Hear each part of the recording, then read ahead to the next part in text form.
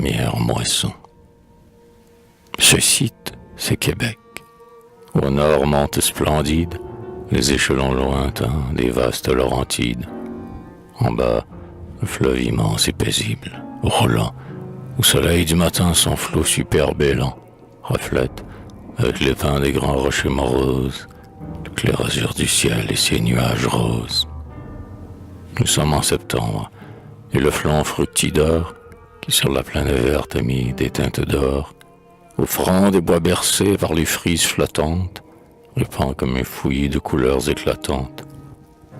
On dirait les joyaux d'un gigantesque écran.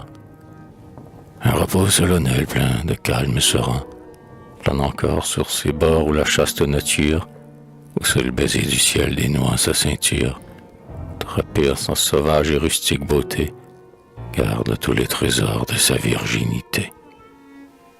Cependant, un lambeau de brise nous apporte, comme un refrain joyeux, qu'une voix mâle et forte, mêlée à des éclats de babil argentin, jette dans l'air sonore aux échos du lointain. Ce sont des moissonneurs avec des moissonneuses.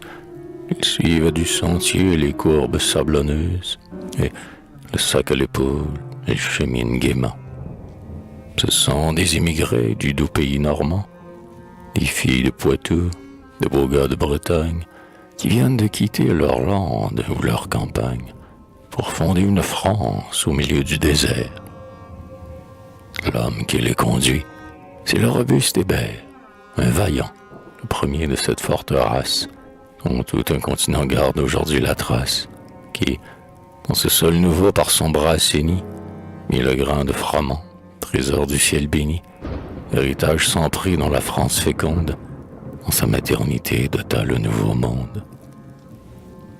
Ils vont dans la vallée où les vents assoupis font ondoyer à peine un flot mouvant d'épis, qu'on mûrit de l'été les tépides haleines. Bientôt le blé jauni tombe à faucille pleine. La javel, au bruit naissant de grillons, s'entasse à rangs pressés au revers des sillons. Le creux disparaît sous l'épaisse jonchée. Chaque travailleur s'ouvre une large tranchée.